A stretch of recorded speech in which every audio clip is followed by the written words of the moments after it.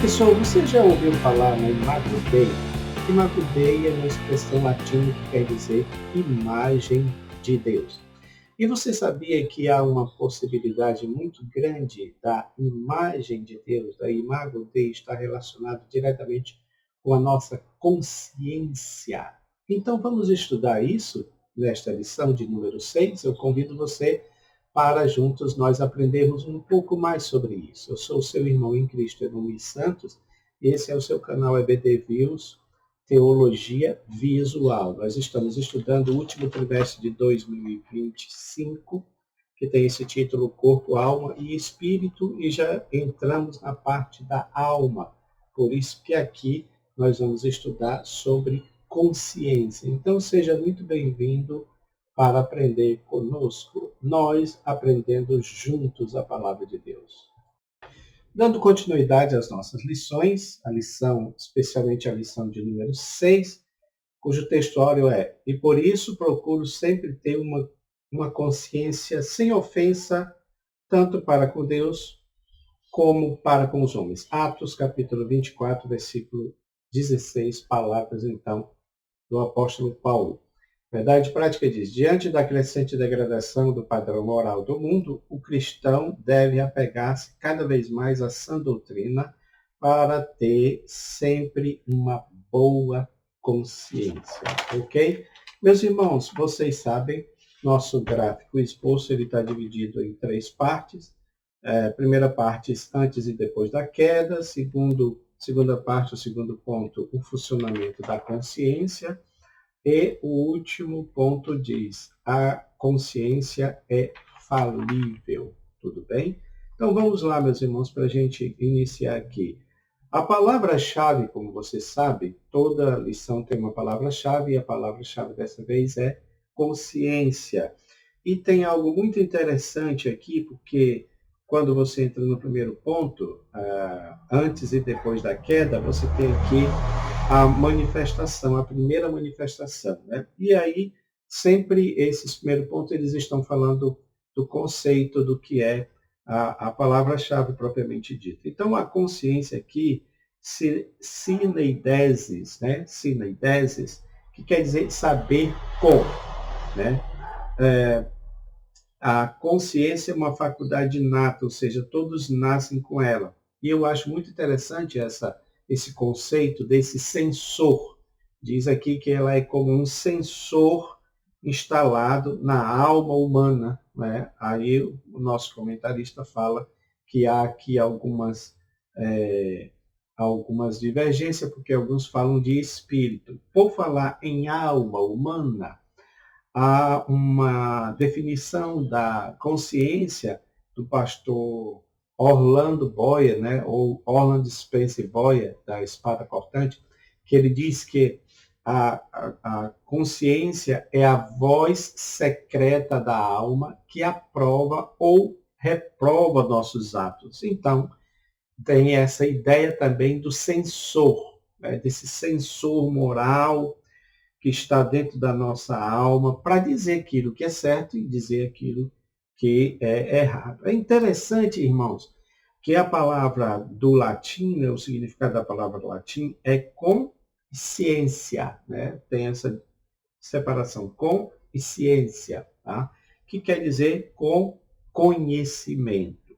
É claro que tem o mesmo sentido de saber com, né?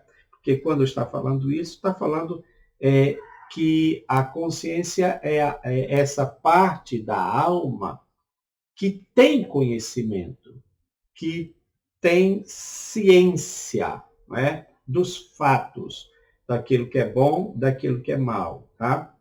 Então, ela é esse órgão interno que analisa, que julga, que avalia a própria moral, né? E ela está nesse homem imaterial. Se a gente, alguns falam de entre espírito e alma, mas a gente pode falar do homem imaterial. Ela está dentro do homem imaterial, né? A consciência. Mesmo porque, novamente, é algo subjetivo. Quando eu estou falando subjetivo, não estou falando de algo concreto, palpável, como o corpo, né? Mas é algo subjetivo, tá bom? Então, se trata aqui do testemunho interno do espírito, tá? Tomás de Aquino dizia que a consciência é o eco da imagem divina no intelecto do homem. É bom que se diga que o intelecto é uma das faculdades da alma. Então, é mais correto dizer que a consciência é algo que está inato na alma humana, tá bom?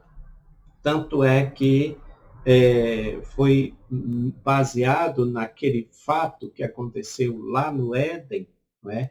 Quando o homem peca, porque ele peca ao escolher comer do fruto que Deus tinha dito que não era para ele comer, né?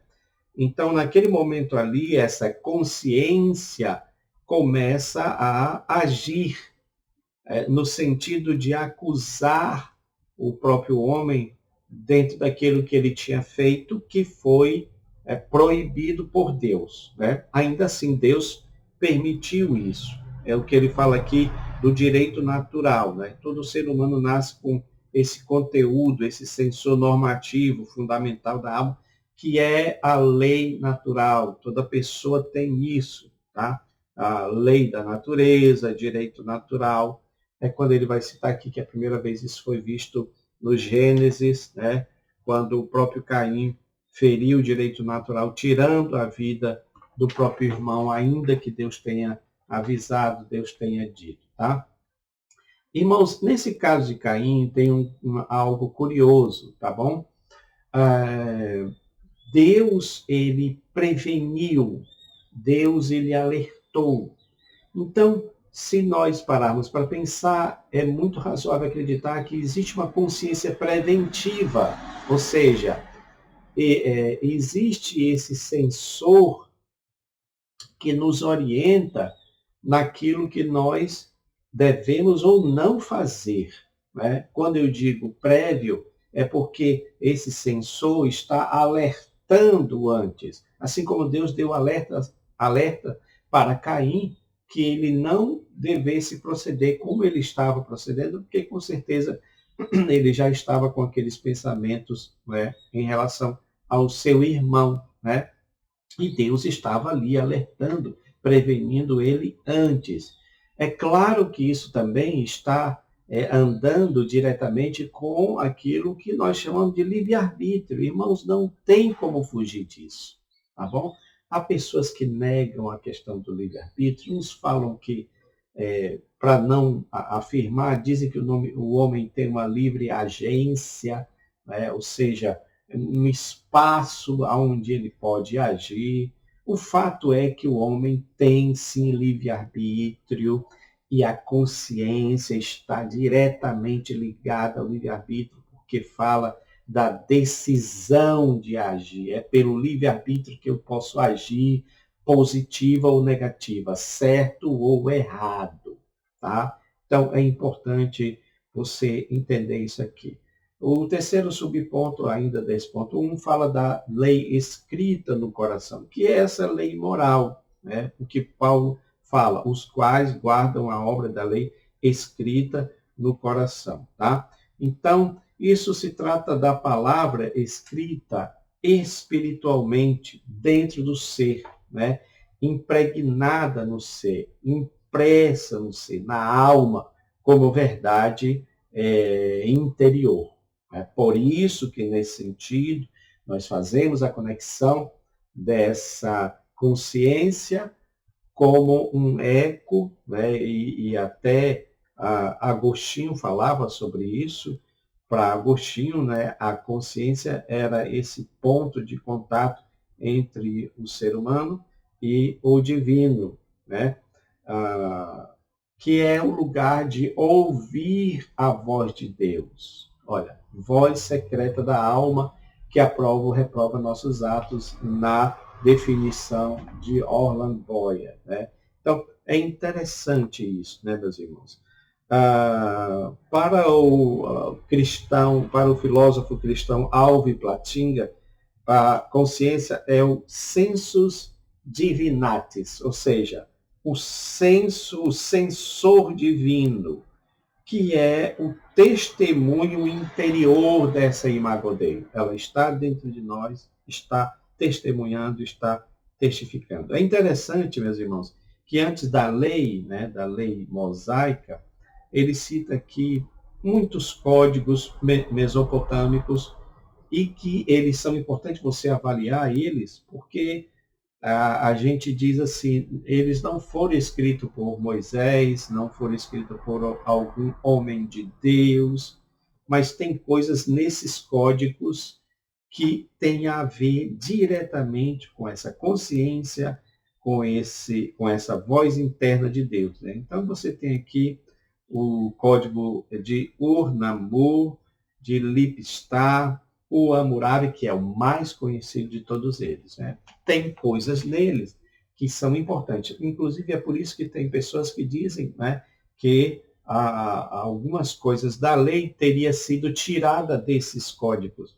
Mas nós acreditamos que, como faz parte da lei escrita no coração, então é possível que as pessoas tenham escrito esses códigos de maneira separada, sem precisar de tomar como referência, ou ainda que tenha tomado como referência, está tomando a referência daquilo que é bom, né, daquilo que é correto. Ok, meus irmãos? Segundo tópico, meus irmãos, fala do funcionamento da consciência. É importante uma palavra aqui do auxílio bibliológico, que ele diz: as pessoas não serão condenadas por aquilo que desconhecem, ou seja, pela ignorância. Não serão condenadas pela ignorância, serão condenadas por aquilo que conhecem, pelas atitudes que demonstram em relação ao que sabem. E aqui nós vemos que ele está citando a questão do casal, quando eles infringiram a lei, a única lei que Deus tinha dito, a única lei negativa, né? Não como da árvore do conhecimento do bem e do mal, mas aí diz que os olhos deles foram abertos e conheceram que estavam nus. Então aí você vê que essa palavra conhecer tem esse apontamento negativo feito pela consciência, e consciência é conhecimento, né? É interessante que nós temos falado aqui esse tempo todo, a palavra consciência é conhecer com.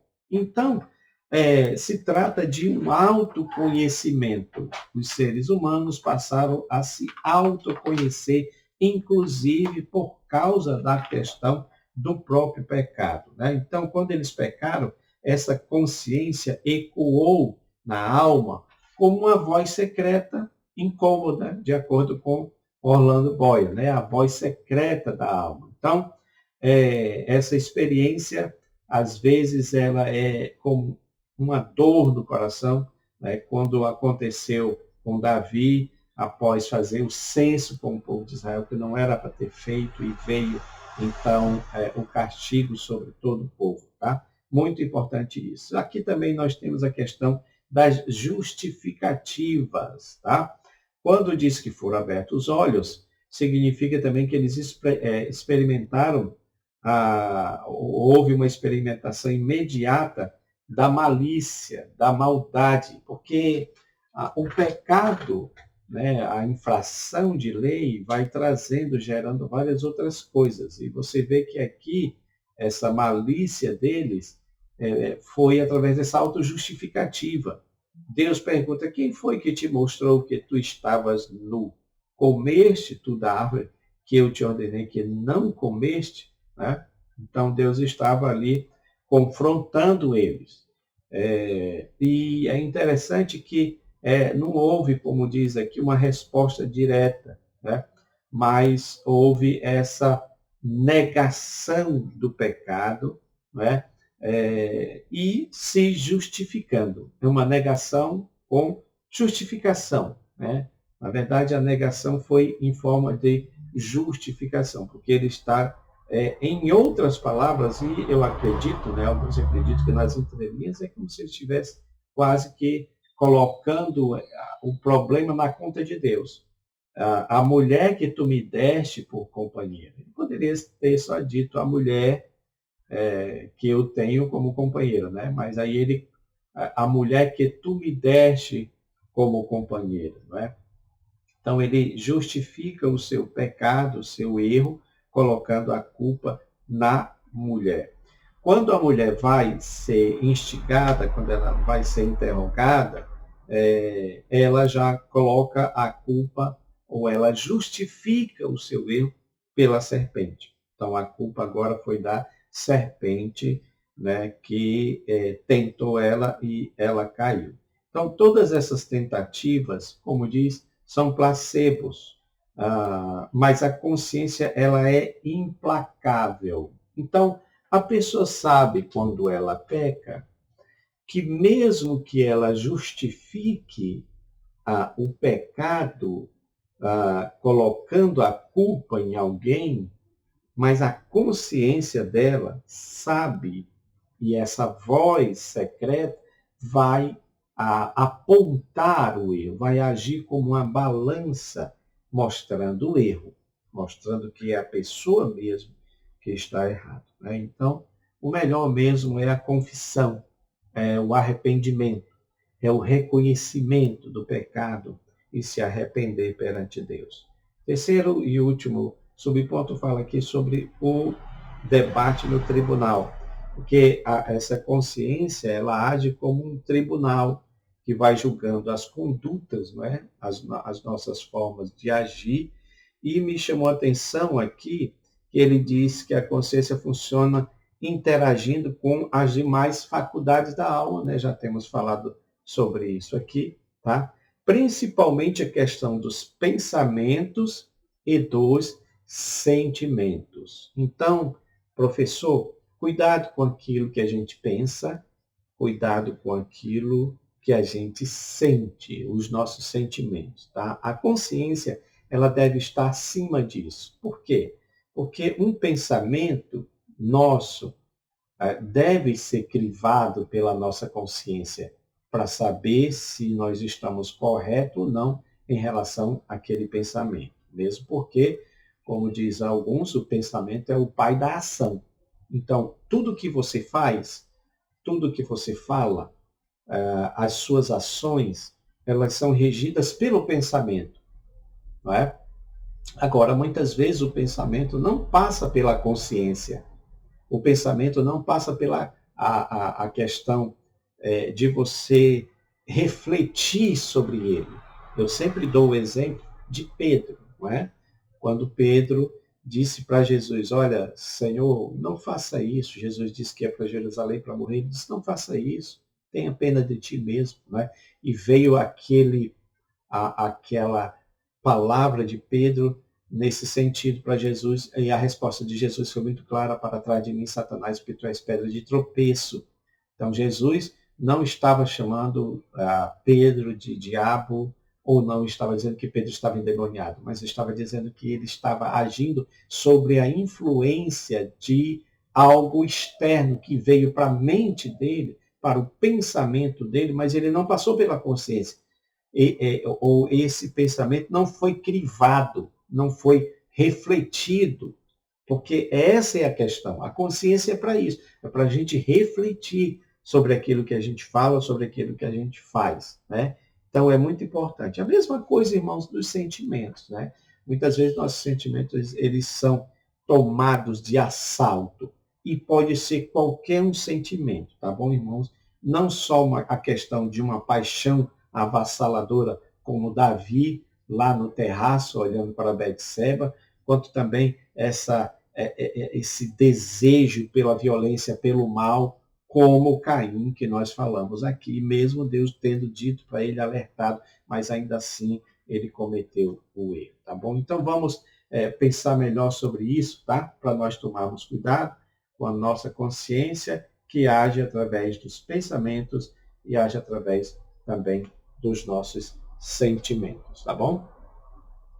Finalizando aqui, meus irmãos, com o último tópico, a consciência é falível. Meus irmãos, conquanto nós afirmamos aqui que a consciência pode ser um eco da imago Dei, da imagem de Deus, essa imagem de Deus ela foi corrompida no homem, tá? E aí, é claro que a consciência também pode ficar corrompida, tá? Tanto é que o nosso comentarista fala aqui de defeitos da consciência. Por exemplo, são 3 tipos, né? Ela pode ser cauterizada. Cauterizada é no sentido dela ficar insensível. Então, eu acredito que uma consciência cauterizada, meus irmãos, tem a ver com aquilo que a palavra de Deus chama de réprobo. O réprobo é uma pessoa irreconciliável, é aquela pessoa que não se arrepende, é aquela pessoa que está completamente insensível, né? a, a palavra de Deus, insensível à voz do Espírito Santo, e por isso ela continua pecando, né? Ela continua pecando. Mas a consciência também, ela pode ser fraca, que é uma consciência legalista. A consciência fraca é aquela que sempre vai se basear nas leis, né? No legalismo, no caso aqui, no legalismo judaico, porque aqui está citando isso, né? 1 Coríntios 8, 7. E também a consciência contaminada, ou seja, uma consciência corrompida, é uma consciência que está desequilibrada, não é? Então, esse desequilíbrio, ele é perigoso, tá bom? Porque se por um lado ela é insensível, pode levar à complacência com o pecado. E aí, como diz a palavra de Deus, não há mais limite para o homem fazer o que ele quiser. Ele vai pecar o tempo todo, né? Não existe consciência para ele, né? Ah, mas também a hipersensibilidade produz extremismo, que é uma consciência já que acusa ao extremo, então tudo é pecado, né? Vocês já viram pessoas assim? Que tudo é pecado, né? Tudo é pecado. Interessante que muitas vezes esse tipo de pessoa ela consegue ver pecado em coisas que a Bíblia nem aponta como pecado. Mas, por outro lado, ela não consegue ver pecados graves que ela comete. Esses pecados ela não consegue ver. Aliás, porque para ela não é pecado, né? Então, você tem aí uma consciência que é fraca nesse sentido, tá bom? Por isso que as seitas manipulam as pessoas nesse sentido, né? Porque se baseia em uma consciência corrompida, numa consciência fraca. Meus irmãos, precisamos entender, sobretudo, que Deus é o supremo juiz, tá? E que a gente precisa entender isso, conforme diz Paulo aqui. Em nada me sinto culpado, nem por isso me considero justificado, porque quem me julga é o Senhor. Interessante, não é? Paulo está dizendo aqui que a consciência dele não está acusando. E por isso que ele não se sentia culpado, não é? Porque ele sabia que tinha um juiz, e Deus é esse nosso juiz, que, aliás, ele trabalha com a nossa consciência, com uma consciência pura, aonde a imagem de Deus está ali, então ela vai direcionar todos os nossos atos de acordo com o que nós fazemos, o que está e o que não está do agrado de Deus. É importante, meus irmãos, que Jesus ele falou algo parecido com isso, né? Que a gente deveria julgar nós mesmos. Meus irmãos, isso aí é o exercício puro da consciência, tá? Porque ele diz: se vocês julgassem a si mesmos, vocês não seriam julgados. Ou seja, o que Jesus está dizendo, e aqui eu volto para aquele conceito que eu falei de uma consciência preventiva, né? Que se eu julgo a mim mesmo naquilo que eu vou fazer, naquilo que eu vou falar, nos pensamentos, nos sentimentos, se eu julgo a mim mesmo e eu não vou adiante com as minhas ações, com os meus sentimentos, então, se eu julgo a mim mesmo, não precisarei ser julgado no futuro. Por quê? Porque eu não estarei cometendo erro, porque eu não estarei cometendo pecado. Essa é a questão de uma consciência preventiva, de uma consciência que acusa antes, que é para você não cometer, né? Sabendo que consciência, olha o conceito, é conhecimento com, saber com. Então, é um autoconhecimento. Quando eu sei que algo é pecado, quando eu sei que existe uma árvore do conhecimento e que eu não devo comer do fruto, então eu exerço o meu livre-arbítrio para não participar disto. Né? Assim mesmo, quando você é levado ao deserto e Satanás, assim como Jesus, com Jesus mostrou todos os reinos do mundo, ou seja, a tentação do poder, não é?